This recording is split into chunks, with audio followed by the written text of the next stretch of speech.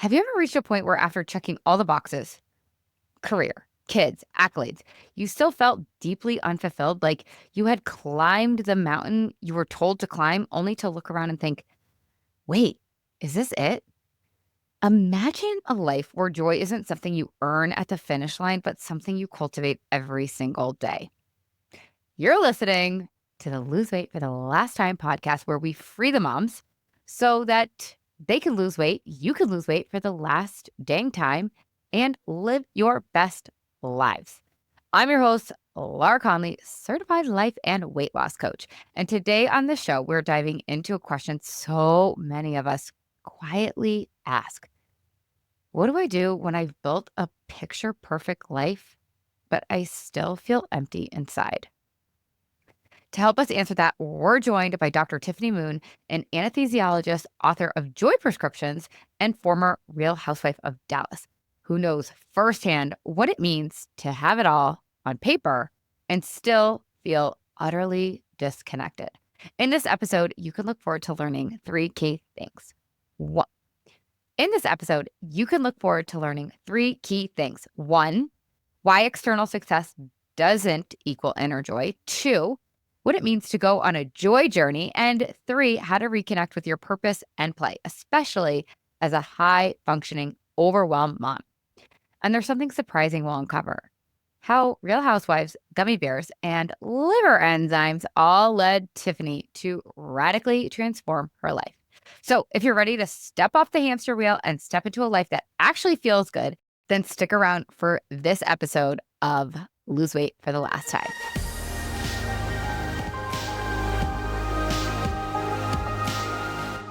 Hello, Tiffany. Welcome to the podcast. I'm so excited that you're here. It's so fun. It's so fun. You guys, we met at Mom 2.0 and I don't know, just been hanging out ever since. It's like the stars have aligned. So let's dive right into why you chose to write this book, Joy Prescriptions. I want to hear the impetus.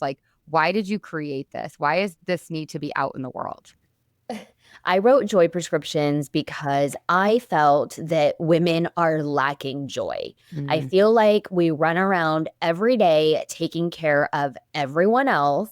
And then we get home and it's like, who's taking care of us? And you can't outsource that, and you can't outsource the joy.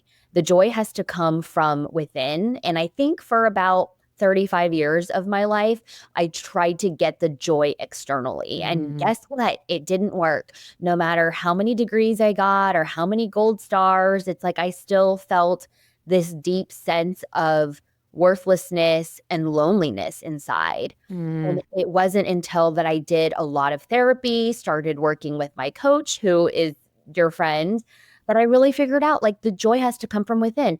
And I was like, oh my God, other people need to know this. I know that there are other high functioning, powerful women who are going around doing all the things, checking off all the boxes, and they get home at night and they're like, what the hell just happened? And there's this sense of loneliness. And it's like, how have I worked so hard to be where I am and have achieved so much and still feel this way? Yeah. Oh my God, I love that you're bringing this up because you asked, you guys, right before we hit record, she's like, tell me a little bit about your audience. And what I forgot to tell you is that, yes, my audience wants to lose weight for the last time and become free from food and have the best lives ever, of course. But the real mission underneath it all is to free the moms. And I feel like what you're describing is one of the traps that we end up in, which is okay, we followed the plan, we followed the path that was laid out for us. And now what? Is this it? Yeah. So in the book, I'm going to give away a little bit of the book. I write about the feeling that I had climbed a mountain, struggling every day to climb this mountain, never stopping to rest or look around. And I get to the summit of the mountain and I look around and I'm like, is this all? Seriously? This is the view? Oh. Well, I mean, the view is nice. Don't get me wrong. But I mean, you know how hard it was to climb this mountain? Also, where is the pot of gold that was promised to me at the top? Because I don't see it here. What the hell? Yeah. Because I think is in my culture too, it's be good at school, only straight A's, get your degrees, get another degree, get married, have kids, be perfect, be skinny, be pretty. And it's like, oh my God, I'm exhausted. Yeah. So tiring. So like I know so many of my clients are so burnt out and they don't know the way out. So they do what it sounds like you did for a while, which is like look to the external. Can you talk to us about specifically what that looked like for you, looking to the external for joy? Oh, yes. Well, let me back way up and tell you my whole life story. I was born in China in the 80s, and my parents came to the United States on student visas because that's like basically the only way you could get out of Mm-mm. communist China in the Mm, 80s. So they left me with my grandparents who basically raised me. And then when I was 6 years old, I got put on a plane by myself mm. from Beijing to JFK Oh my and God. reunited with my parents. I would love to tell you that like it was happy kisses, like, oh, I'm so happy to see you. But it was not. They picked me at the airport. We went back to our 1 bedroom apartment. My room was the living room because it's a 1 bedroom apartment and my Yeah. parents had the actual bedroom. So then I had a twin size mattress on the floor of the living room, where the kitchen was like right Yeah. there. I basically started first grade without knowing any English, Mm. got made fun of, super crazy, was called ching chong and all sorts of other things. I learned English. I like to joke that I learned it too well because now I sound like I'm from the valley. People are like, why do you talk like that? I'm like, I don't know. It's Oh just my my, God, that's so funny because I you guys were are you sitting here actually before. from the valley? No, but like before I hit record, well, I lived in LA for 15 years. So before I hit record, I'm like, she lives in Dallas, but she sounds like she's like lives in like Southern California. Like it's so funny. I don't know why I talk like this. I have to tell you, hired a voice coach because I read the Audible version of Joy Prescriptions. So here's a little tea. Even as an author, you have to audition to read your own damn What? book. I'm Oh like, my what God, the I hell? love the Right, I tea. got to audition. Like, it's my damn book. It's my damn words. And they're like, oh, and I told my friend, I was like, girl, I'm going to fail this audition because these audiobook people are going to hear 2 minutes of me speaking and be like, oh no, she can't read this book. So Oh, I audition to read my own book. I get it. I got the job. So congratulations. they paid me $2,000. I was Oh my. in the studio for 4 days for 4 hours each reading with it's like a sound booth, like Yeah. the walls are padded, no hard surfaces.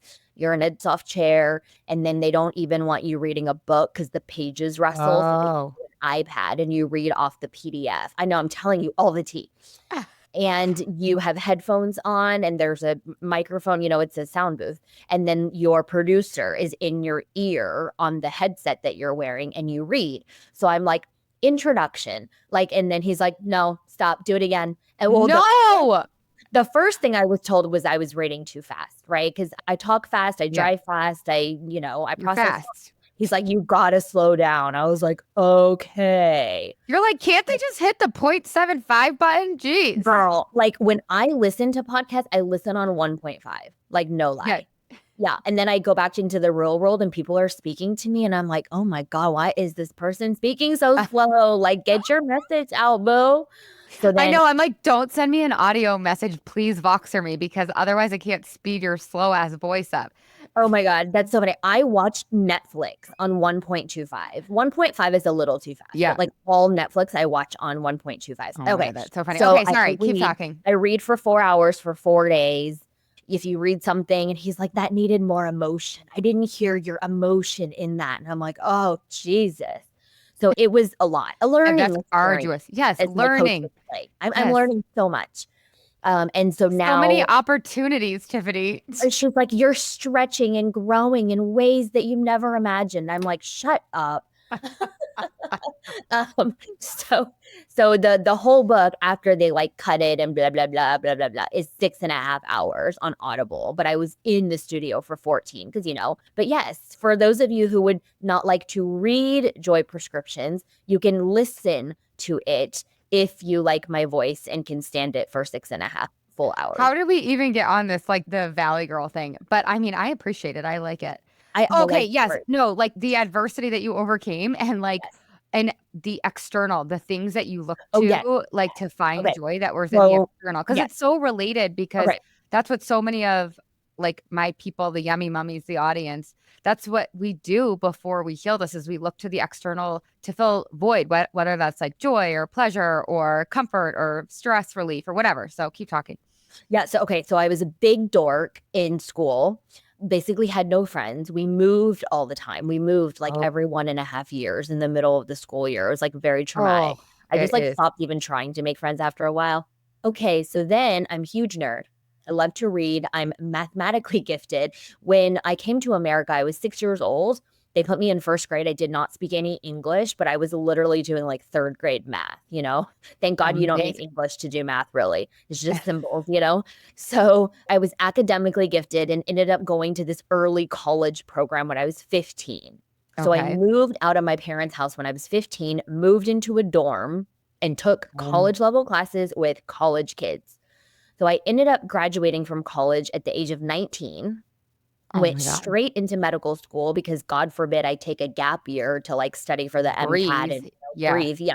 I'm taking like 17 to 19 credits a semester Oh and my studying for God. the MCAT, like while in college. It was wild. I was like, I'm, like, getting tired talking to you. and now, like, you know, my nephew is applying to go to medical school. He's like 24. And I'm like, oh my God, like, get over it, you You're know? like I was like 23 when I graduated from medical school. He's like 24 applying. I'm like, yeah. So I excelled. and are you getting praise, like, this whole Yes, time? Are you getting, like yes, and that's another thing that yes. I think is, like, important to Good talk about girl. too. Straight A's. So if I made straight A's on my report card in elementary and middle school, my mom would take me to McDonald's like that. And Mm. that was a big freaking deal because Yeah. we never ate out. I mean, you know, so every 6 weeks when the report card came out, I got a Happy Meal with 4 chicken nuggets. And that was like, oh my God, so good. So I was praised and rewarded for bringing home good grades, basically, and winning like spelling bees and UIL math competitions. I was never praised for being kind, creative, curious. Yeah.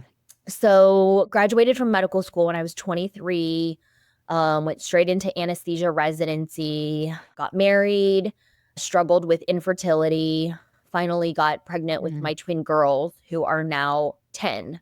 Like all of this. And it's always like the finish line. You know, as soon as you cross the finish line of university, it's like, oh, what's next? Medical school. Okay, well, now I have to match into the best anesthesia program in the country. And then I have to get a high powered academic job at a university. And then I have to Mm. win the faculty of the year teaching awards. And, you know, it's just, the finish line Oh, like freaking moves every moves time. every And you time. think Yeah. it's going to be like amazing. And it like kind of is, but then it's not. Like, It is for, like, 1 minute. For, yes. for a minute. It really is. I was just talking to my girlfriend about this yesterday. It's like, okay, so fine, let's keep going for the things, but let's remember that the finish line lasts for 1 minute. And so if that's true, then we have to figure out a way to be obsessed with a Wednesday in the middle of April, like just a boring, dumb Wednesday. Like, I better be skipping down the sidewalk and, like, doing cartwheels in my house on a random ass Wednesday because it's such a short moment. Yep, yep. And that's when I was like, you know what? Like something's not working. During that time, this was like 2020-ish, when this kind of, midlife existential crisis. And then the pandemic hit and I just lost my Mm, shit. Like I was like, the world mm, is ending. What the hell? If this is like how the world is ending, and I look at how I've lived the past 35 years of my life, like what the hell? I missed out on so many mm, opportunities for connection, and I didn't go backpacking with my best friend in Europe because my dad said I needed to stay back that summer and do research instead so that I could get into medical school. And I didn't go to my best friend's graduation from business school because it was finals week for me and it was more important for me to study. mm. Like I just I had done life all wrong. Like I missed my children's first steps, their first words. I was in the OR Mm, when it happened. Like the nanny texted me. You know what I mean? And I'm just like, yeah. God, like if the world is truly ending like in 2020, like I have done it all wrong. And that's when I Oh, decided to go on this joy journey and I did all the things. Like I signed up for a retreat, I meditated, I listened to podcasts. but how did hold on. Let me slow you down for a second. I want to know, how did you decide to do this joy journey? Like, I had had enough. It's like when an alcoholic decides to stop drinking. Like, you Yes. hit rock Like what, like take me to that rock bottom moment. Like bottom. where were you? What were you doing? And like how did you muster up the courage to go on this joy journey? Because I think that that's like something that we should call out and celebrate. Like you were able to have the courage to go get it because I think some people are having that moment right now where they're like in that rock bottom and they're like WTF, like if this is my deathbed, like, if the world is ending, because maybe it is ending now too, I don't know. Yeah, I know. Like but, I mean, I always ask my clients to contemplate, like, the Buddhist practice, right? Like, they, like, look at it every single day as a way to, like, live bigger, right? And so, take me to that moment. Was it just such a big wake-up call that you couldn't keep living like this? And, like, what advice would you give to somebody? I mean, asking you 17 questions in a row, but what advice would you give to somebody who feels like that? Like, "I can't keep doing this, but I'm scared to do a joy journey. I'm scared to go on a retreat. Think, this is my identity." I think when your level of fear is Mm, outweighed by your intolerance to continue living this way, you change. Because it's yeah, always a balance. that's so Like, well said. right now, the fear outweighs the intolerance to continue doing the shit I've been doing, but then, also around this time, like, I was drinking a lot. I had a little wine habit. It was, like, every n night, at least a glass, sometimes 2, sometimes 3, but this was also COVID times, and so Yeah. spring break had been canceled. I was speaking at multiple anesthesia conferences that had been canceled or were going virtually, and these are, like, the things that I needed. These were, like, my finish line things, right? And then the proof. Oh. And then I'm like, "Oh, well, how will I demonstrate my worthiness and aptitude when there's not these things for me to reach for?" Oh. And my anxiety was high. I mean, I was in the hospital intubating patients with known COVID who were in respiratory distress, so that's why I had to do like, so and I'm an Oh. anxious person at baseline, right? Like, and it kind of serves me because 'cause I'm always prepared and, I'm the one that always is doing the group planning. I have the spreadsheet. And so Yeah. during COVID, like, I'm intubating a guy that's, like, not able to breathe. We have to put him on a ventilator, and I'm like, "Oh, I'm for sure gonna get it. Like, I'm for sure gonna bring it home to our family and all this stuff." Oh. Backstory, we own the Renaissance Hotel in Plano where you did your life coach training school thing. For a brief period during COVID, I went and stayed by myself at our hotel because it was empty anyway. No one was traveling, Yeah. because I didn't want to bring COVID home to my family and get them Oh. sick. Then I was just in the hotel, like, so lonely. Because at least if I go home, I have my kids and my dogs, and we can, like, walk Yes. around and stuff. Hotel, like, there's Yeah. nothing like ordering room service. And I was so lonely. I was, like, in tears every night, and I called my husband, and I was like, "I'm just gonna come home, and if you get COVID, I'm so sorry." And he was like, "Babe, just come home." He's like, "I told you going there was stupid." And I was like, "You're right, I'm coming home." Okay, so, like, just super bad anxiety, and I think I just hit my rock bottom when I realized all the things I wanted were not the things that I had. I Mm, wanted connection and gratitude and laughter. And what I mm, had was a 50 to 60-hour full-time academic anesthesia job, running clinical mm. trials, mentoring residents and medical students.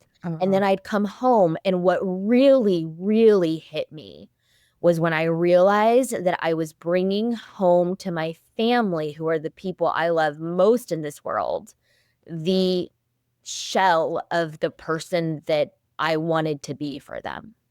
Mhm. Oh, I'm in yeah. the operating room at 6:45. I don't even Yep. see my kids on the days I'm in the operating room because they don't really wake up till, like, 7:15. Yeah. And then I come home, like, at 5 p.m. I'm freaking exhausted. Yeah, you have nothing left. My kids were, like, 5 years old, they wanna ride their bikes and, like, kick the ball Yeah. outside, and I wanna open up a glass of wine and, like, Yeah. numb myself, and I'm like, Lay "This." there. Yeah, and then you feel guilty, and then the cycle goes, and you're, Yes. like, in this horrible vicious cycle Yep. where it's like you want to play with them, but you But I can't don't. Yeah, I even. can't. Yeah, Yeah, and yeah. I was like, "I cannot do this anymore."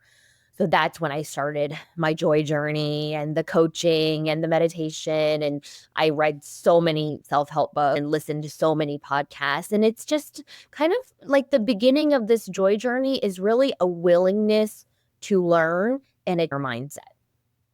Yeah. Yeah. So well said. It's exactly right. Okay, so just tell us now that you've been on this joy journey for 4 or 5 years, what is your life like now, like day to day? Oh my God, it's so much Right. better. Okay. So before it was like anesthesia full time, 50 to 60 hours a week, too tired to play with my kids. I never went to the things at their school, before COVID. Like they had Yeah. this Friday lunch with mom thing. I could never go to that Oh, Halloween party. Like I couldn't go to any of that. I was in the OR. yeah. Now I work 3 days a week. I work Monday, Tuesday, Wednesday in the operating room. I don't take overnight or weekend call anymore. And because I took time off, I took a minor detour for Real Housewives because I thought that that would bring me joy. It did not. Oh, I Um, can't wait to go there. Okay, keep talking. I tried to be a stand-up comedian, offered a spot because my friend, who's an actual comedian, was doing a charity comedy show with a bunch of actual comedians. And one of her people pulled out. And I was originally supposed to be the MC that introduces each of the comedians and gets the audience Yeah. hyped up. But because they had like this open slot, she was like, Tiff, just do like a stand-up set. I was like, are you kidding me? Like, I'm an anesthesiologist. I have no business being on stage with a microphone telling jokes. But I had 2 weeks to prepare. And she was like, I've seen your TikToks. Like, you're funny. It'll be fine. So I literally Googled like how to do stand-up comedy. I bought a book. I listened to podcasts. I went on YouTube. You can learn anything on YouTube, I swear to God. And people were like, okay, this is how you do stand up. You need to have a central theme and then do this and then say something unexpected. Use your body, And so, like, did a crash course in stand up and I did a stand up set. Then I did all these things and my life now looks so much different than my life 5, 10 years ago because I feel like I was living in black and white and now my life is in Mm, full color. Like Thursdays and hmm. Fridays. I mean, that's when I wrote the book. That's when I planned Lead Her Summit. That's when I went to volunteer to give lunch at my kids' school, which is another. I'm like, why am I giving lunch at school? Don't I pay for them to go to school and have lunch? And I'm volunteering at their school.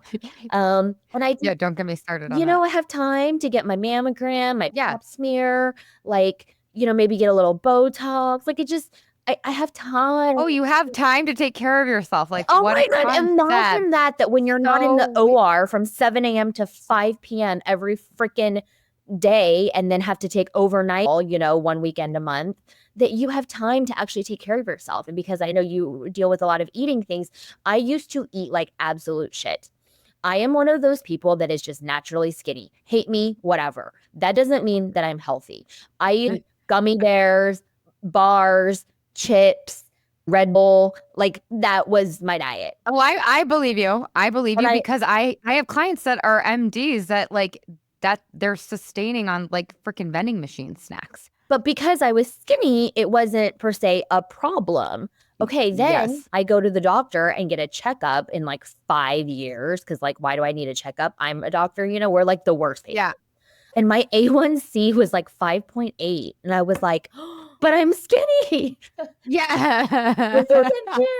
Okay, so then I wore a continuous glucose monitor for 3 months. Oh, I love Because I this. was like, oh, I need to get this shit I home. My fix this. Yeah. grandmother had diabetes, ate a pint of ice cream every night, and had a massive MI when she was 65 and died. And I was like, oh, hell no. And, I eat like white rice for dinner every night because I'm Chinese. Yeah. So I was like, when I saw that A1C and my cholesterol levels were high, oh, and my AST was high because I was drinking 2 to 3 glasses of wine a night. Like I Mm. got my labs back from my physician and I was like, oh my God, it was like such a slap in the face because this Oh. whole time I'm like telling my patients that they need to like lose weight and, engage in healthier lifestyle. Little did I know, how bad I'm doing. Okay, so then I stopped drinking as much. I did a deep dive. I hired a nutrition coach in Mm. Dallas. She came to my house and we did what she calls a pantry and refrigerator audit. And it was Mm. life changing. She shamed me so bad, but that's how I need. Like everyone needs different ways. You're like, punish me, punish Punish me. me, shame me publicly, I will do better. Like I don't feel good with like soft training. You know what I mean? Like I need to be like slapped across the face. And this is like how I was raised by my parents, wasn't Yeah. soft parenting. So I need you to like give it to me. And she was like, why are you eating this shit? What is this? She's like, are these pork rinds? And I'm like, it's 0 carbs. And she's like, I cannot with you. So we did a whole audit. I started eating better. I started exercising. I started lifting weights because I was always a cardio girl, like Yeah. it was Yep. my time to watch my Netflix show. So I prop my iPad on the thing and like do my elliptical or whatever, 40 minutes of cardio, never lifted a weight. I trainer, I started lifting weights. I got like a little bit of that. I don't know what you call it here on the Yep. arm where you have like a little Full indentation. Yeah. definition. And I was like, oh Yeah. my God, my arms look so good.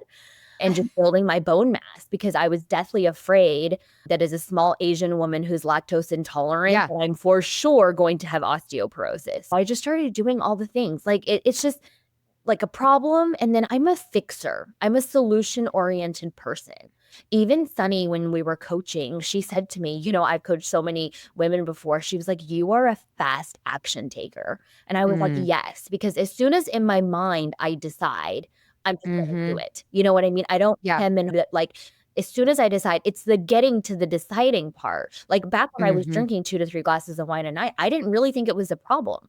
Like it's not like I Mm-hmm. did it and then was out like driving around or whatever. It was at home and then I'd like go in my Yeah. room and pass out, and it wasn't I saw that my liver enzymes were elevated that I was like, oh. And as soon as I saw that, I was like, I'm gonna stop drinking. What I love that you're talking about too is like when you went on this joy journey, you experimented. Yeah. Like you're like, maybe Yeah. this, maybe like I love that because I think going back to kind of what you're saying around black and white, a lot of us are like, what is the joy journey going to be? And I'm going to do these things and then I'm going to be happy. It's like, yeah, maybe not. Like maybe lifting weights is going to be awesome and it's going to make you happy. Maybe not. Maybe going on Real Housewives is going to make you happy. Maybe Maybe not. not. So I love that you experimented because I feel like everyone's joy practice or joy journey or like the way that they have fun or play or whatever. It's kind of sounds kind of gross, but like the way that you fill your pleasure cup up, the way that you fill your joy cup up is going to be like unique and different. And as women, we actually have to experiment because nobody taught us. Actually, let me rephrase that. I was going to say nobody taught us how to play or have fun or have joy in our lives. We actually came out of the womb knowing how to do it. It just got beat the F out of us by our culture and our conditioning. And so it is like when I ask some of my clients, like, what do you want? Like, how do you want to have fun? People are like, uh, Oh, like what? yeah. Like, what do you mean? What do I want? Like, and so why do you think that is? Like, why do you think we're so hyper overachievers, hyper gold starers? Like, let's get to the next milestone. Why does play and fun and joy feel so frivolous? Oh, this is such a good question. As it has been societally conditioned out of us. When we see a little kid rolling a ball or with trucks or Legos or dolls or whatever, it's fine. But then you get into middle school and high school, and it's like, oh, what sport are you in? Are you going to try to be a national merit Mm, scholar? Like, oh, are you going to try to do division, whatever, college sports? And mm, kids are societally conditioned to see now that what is quote unquote important by the adults in their life is achieving and doing things that matter on paper, right? So if you're like 13 and still playing with trucks and Legos, maybe, your mom is like, you need to do your mm, homework, you need to read, you need to study for the PSAT or whatever, right? It's a lot of hmm. societal conditioning.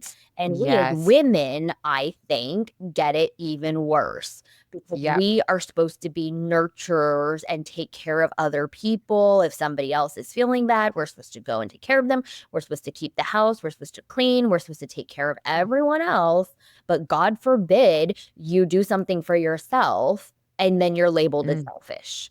It's wild. yeah. And Which let is me so go. ironic. I know. And let me It's so, I, go on another soapbox, which is men's hobbies, generally speaking, I'm making wide generalizations here, are like fishing, golfing. When my husband plays 18 holes of golf, he is gone the whole damn day, girl. Like he ain't around. You know what I mean? I know.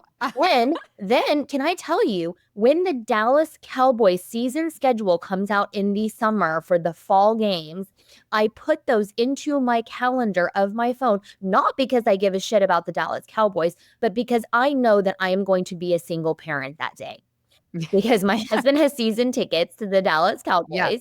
That is his thing. He loves them Yep. greatly. He's been very disappointed the last few years. And I know that that is so important to him. And I don't want to like nag him or whatever. I know that that's important for him. So I just put it in my calendar. And I know that that day I either need to hire extra help on that Sunday or me and the girls are going to have a mommy and me day. You know what I mean? But at least I can plan for it. But Yeah. women's hobbies, what should our hobbies be? Oh, cleaning, baking, gardening, home decor. Why? Even like the ones that are around like getting your nails done or getting your hair done. Like I do enjoy that, but also it's still like something I'm keeping up with. Correct. Do you know what I Correct. mean? Like, so it's not like pickleball where I'm like just, I well, mean, I do play sometimes it pickleball, but like is, but I'm it just is. saying, Of course. generally Yes. speaking, like men's hobbies are for themselves and to like totally take their minds away from work and the family. And ours, a lot of our list of acceptable hobbies actually have to Hmm. do with like still taking care of other people, Yeah. like cooking and, Yeah. And you it's know, cooking, cleaning, gardening, like exactly what you said. Like those are the acceptable ones. And what's so ironic is, like you were saying before, then we become shells of ourselves and we actually can't take care of our kids. Like, what do our kids want more than anything is like our presence yeah. and our ability to play with them, whatever that means or looks like. I mean, I'm not suggesting you like play on the floor and play like freaking pretend with your kids. Like, no, I'm not available for that. I hate that shit. But like, but I will like go for a bike ride. I'll play Uno. It's just so ironic that like we're giving, giving, giving, and then we have nothing left to give. Like, how do I want to phrase this? Like, they don't actually care if the dishwasher is unloaded. They Girl. care if we like look them in the eye. And it's so hard to do that with all this fucked up conditioning. So, how do we help our kids keep the play alive, keep the creativity alive when they're getting into middle school and into high school, where everyone else is going to start badgering them about like, what's your major going to be, and like, what colleges are you looking at, and blah blah blah blah blah. Yeah, I mean, it's actually simple things. I say limit screen time. Like literally for Mm. kids, their frontal lobes are not developed. My kids get some screen time more than I would like, especially on vacation. And they tell me things sometimes. And I'm like, no, where did you hear that? And they're like, I saw it on YouTube. And I'm like, okay. Mm-mm. Like they just see it and they think it's like real. And they don't Yeah, understand. I mean, then my girls are 10, so I already had a talk with them about how like any idiot in the world can make a YouTube, say whatever shit, and then post it. You know, I'm like, you know, yeah, that's not real, right? And they're like, oh, I thought everything on YouTube was like, but they're 10. You know, how would they of know that it's course. not? So limit screen time for kids as they are getting older. Watch what they're doing on their phones. I have a special phone for my kids because sometimes they have sleepovers or I drop them off at cheer practice, but then the location of the pickup changes and I need to like get in touch with them. Yeah. So they have this phone where I can see everything that they're doing, Mm. and they can only call numbers that I pre-program into their phone, so they can't like and they can't accept Oh, outgoing calls. wait, what's it called? Can Gab, you tell us it? GABB. Oh yeah, we have the Gab Yeah, watch yeah, yeah. The for Gab for phone my is daughter. really good. Yeah. But they can Okay. text me. Like last night, because I'm in Miami right now, my daughter texted me and she was like, I miss you, mommy. Can we FaceTime? Like, yeah. So Yeah, people are like, it's why so did you cute. give your kids a phone? And I'm like, because I need to communicate with them. But they're Yeah, not on like it doesn't have Instagram. they're not on like Yeah, yeah, yeah. social media. Yeah. Yeah, exactly. The other thing is like talk to your kids, like dinner time, eat together, put the phones away, like have a meal. What happened to you at school today? What's interesting? Tell me what you're looking forward to. Like imagine Yeah. that, like actually having a family Being conversation at a interested. dinner table.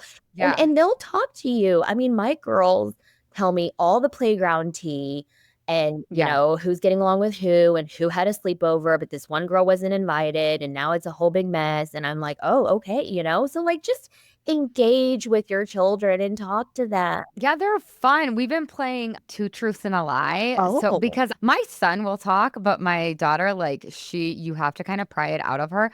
So it's like every day they come home and they get to tell us three things that happened during the day, and one's a lie and two are Oh my true. god, I'm gonna And do then we this. have to guess. It's so I'm fun. gonna And they're wear so it. into it. Okay, I love this. I'm totally stealing this. This is an amazing idea. It's so fun. And then sometimes, they get like 30 minutes of iPad on school nights after they finish their homework. And after that, I'm like, let's take the dog for a walk, like before Dallas Yeah. gets like swelteringly hot and it's Freaking. actually acceptable. Or let's play a game of Uno. And we have this other one called What Do You Meme? And it's like a weird picture. And Mm. then everyone has to put in a card and you have to choose Oh, the that's thing that cute. matches it. Like, it's just, Yeah. this is so simple. People are like, how can I connect with my kids? And I'm like, just hang out with them. It's not that hard. Yeah, like, do you think anybody's asking each other 200 years ago, how do we connect with our families? Like, no, it was just natural. It's something that we do that actually is innate, but again, it's kind of been conditioned out of us. Well, it's crazy because we have these phones that have the world at our Yeah, fingertips, and then we feel like if you ask people, like they're more disconnected than ever. And the Surgeon General says that loneliness is an epidemic, and it's as yeah. dangerous as smoking a pack of cigarettes a day to your Oh, cardiovascular health. shit. And I'm like, okay, something's not adding up, right? Like the world is at our fingertips. We're more connected than ever. And like, Mhm. why are the rates of depression, anxiety, self harm, suicide higher now than ever? Something is not matching up. You know what I'm Yeah. saying? I give a whole talk about this, but yes.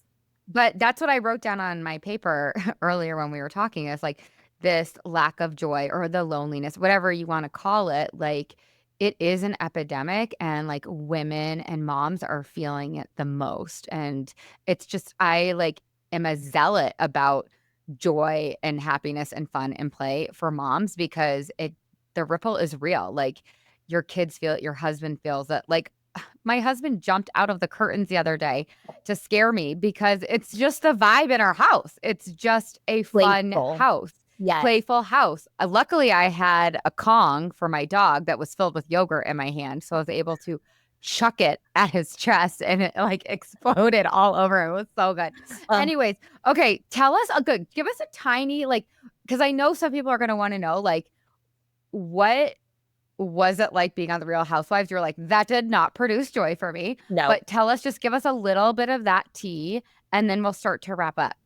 This was in 2020. They had asked me to do Housewives several years before, but I had always said no because I was working as a full-time physician with toddlers at home. And then in 2020, when I had my, midlife crisis and I was already feeling some type of way, and then you throw the pandemic on top of that, I was like really Mhm. losing it.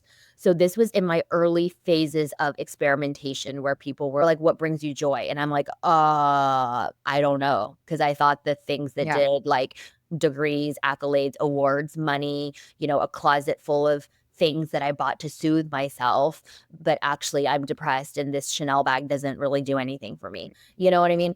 Yeah. And so I started throwing things at the wall to see what would stick. And one of those things happened to be Real Housewives. So the third year that they asked me to do it, I was like, you know what? I'll talk to the producer. Like no promises, nothing. You go through phases of tryouts. So the first one is a Zoom with the lead talent agent, or I forgot what her title is. And you talk to her for like an hour on Zoom. She just gets an idea of your life and stuff. If you get through that phase one, they fly you to LA and put you in front of a green screen, and the executive producer interviews you for 3 hours. I don't know if everyone's is 3 hours, but mine was 3 hours. I mean, he basically asked me to tell my entire life story. Like, Mm. being born in China, going to college. Oh, what is your relationship with your husband like? Do you guys fight about anything? How are your girls? What's your relationship with your mom like? Tell me about your house. How many square feet is it? Where do you guys like to vacation? How many cars do you own? How many Birkins do Oh, you own? Like it is an extensive interview. I was exhausted. Then the third phase, they fly someone from Bravo to your house with a camera crew and you film like test scenes because sometimes people like interview okay, but then like when the big cameras are on, they like freeze up or don't have like screen oh, presence. So they came to my Mm. house and filmed a scene with me and my husband and my children and one of the other housewives who came over to have wine in my wine cellar. And we were just chit chatting and they just filmed it because they kind of want to see like what you look Yeah. like. Yeah, I get it. Yeah. And then I got a call in like, I don't February of 2020 or I don't know the dates. And they were like, we want you to be the newest housewife of Dallas. And I was like, oh shit. Because I didn't really think they were going to pick me. I really didn't. I Yeah. knew several other women in Dallas were trying out and they really wanted it. Like some of them were trying out for the second time because they didn't make it last year. My Yeah. first time. And during many of the interviews, I said, in full transparency, I want to let you know that I'm not sure I can do this. I'm still working full time at the hospital and I have young children. So I just want to be, fully transparent with you. I don't want to Yeah. waste your time. And they were like, no, thank you for letting us know. We'll take that into consideration, and then I would keep doing it or whatever. Mm-hmm. Maybe playing hard to get worked. Like Yeah. I wasn't playing. Yeah. Yeah. And then I did it. And the whole thing filming was 12 weeks. It felt like 12 months. The women were terribly mean to me. You can tell from the very beginning if you watched my season, which was season 5 of Dallas, it's very clear. And, in terms of a housewife, like, sometimes people like certain housewives and people don't. If what you're looking for in a housewife is someone who is like educated, professional, openly speaks their mind, is occasionally funny, like straight shooter, then like they'll like me. If what Yeah. you want in your housewife is like messy, drunk, having a hot mic moment, picking fights, because there are those housewives. Yeah. And I'm Yeah. like, Yeah. that's gonna be Totally. boring as shit because like I don't that's out of character for me. Yeah. Yeah. Yeah. Yeah. Exactly. Oh, that's So the so whole interesting. experience was very enlightening. And look, I'm not gonna bite the hand that feeds me. Like Bravo gave me so much exposure. My social media, Mm. like when I went on Housewives, I think I had maybe like 100,000 followers. But like at the time that it was airing on Bravo in 2021, every day I would wake up and thousands of followers would be added to my account. Oh, And that's I got so such sweet trippy. messages from people that were like, "Yes, girl, like you inspire me. You're my favorite house." I got like really sweet messages. And then a few that told me to go back to China, but you can't have a 100% That's approval rating. So, yeah, that's like the tax or that's just the price you pay. yes. Yeah. So it was all in all a good experience. I would say my rose was that I learned so much and it really allowed me to grow my platform so that I could talk to issues that are important to me, Mm. like uplifting women and Yeah. empowering them. And the thorn was probably my castmates. Like if I could have had different Okay. classmates, it would have been a different show, but that's not how it works, Yeah. as you know. Yeah. Totally. Okay. So give us like one small joy prescription that we can implement today, this week. Oh Like gosh. kind of like a Oh, little takeaway, a little joy script. I used to be a drug rep before I left corporate. oh, so you're good at sales. You should teach me a thing or two because I suck at sales. I'm like, I wrote a book, buy it or not. In my defense, I'm an anesthesiologist, so I don't have to sell shit. Like this is again a new skill that I've learned. No, of course. Another opportunity, Tiffany. Okay. So, yeah, give us a joy script that we can write ourselves or you can write for us and then we can start implementing. I mean, I'll give you an easy one, and it's stop the cycle of compare and Mm, despair. We all do it all the time. You look at someone's Instagram feed and it looks like they're on vacation. They bought a new house, they bought a new car, there's the anniversary. And it's like, oh, why am I here sitting in my pajamas? I haven't washed my hair in 3 days and I feel like yeah. shit. You know what I mean? You're like comparing yourself, which is a Yeah. natural human tendency. Here's the thing. First of all, social media is fake. And I can say that because I'm like an influencer. It is what people want you Yeah. to see. It is highly curated and editorialized, and that is not Yeah. the true picture of someone's life. So to compare your everyday with someone else's greatest hits is, Yeah. of course, going to be a losing proposition. And just comparing yourself. Like when I started my business, I compared myself to other people. I called Sunny and I was like, oh my God, I don't know what I'm doing. I don't know what a funnel is. I don't have a P&L. Do I need to hire an accountant? Like I went from being an Yeah. anesthesiologist to like creating a business. I made so many mistakes And I would call her and be like, oh, but this person's doing this. And I did my first launch and I got like 10 people. And I don't even think that paid for the ads that I spent. Like, I suck. Maybe I should just go back to putting people to sleep. And she's like, Tiffany, you literally have been doing this for like 2 6 months seconds. and Yeah. you're comparing to someone who's done it for 6 years. You know what I mean? Like, so the message that I want to give to your listeners is like, just don't compare yourself to other people because you have no idea what struggles they have because Yeah. they only tell you what they want you to know. Yeah. And also, you didn't start on the same starting line. Yeah. Like, sorry, boo, it's Mm, not fair, but some people started on a starting line that was a mile ahead of yours. yeah. You know what I mean? Like, their daddy owned a company and they Yeah. got a hot internship. Meanwhile, your parents were alcoholics and you barely made it out of college. You know what Yeah. I mean? We didn't get on the same starting line. So just to compare yourself to other people is a losing proposition. Don't do it. Only compare yourself to yourself. Like, Mm, if you are getting better, if your mindset is changing, if you are surrounded by people who are uplifting you instead of dragging you down, like, you are moving in the right yeah. direction. Yeah. I love that. It's so good. It comes up a lot inside the Yummy Mummy experience because we're all losing weight together. And I actually love that it comes up, this compare and despair, because it gives the clients an opportunity to heal that and to be done with it once and for all. Because, like you're saying, it's like a natural tendency. The human brain wants to compare because the human brain wants to see, like, okay, where do I stack up? Am I going to get kicked out of the tribe? Like, the lower brain thinks that we live, I don't know, 100,000 years ago. It just Yeah. hasn't evolved to meet us in 2025. And so it's like, hold space for yourself if you notice your brain doing that, but don't let yourself go there because yeah, it's Like, different. no good comes No from it. good. Yeah, you just feel like ass. Yeah. Okay, so how can we read your book? How can we come to your summit? Tell us how we can stay connected to you. The book is available at joyprescriptions.com or anywhere that books are sold. There's an ebook as well and an audio book if you want to listen to more of my voice.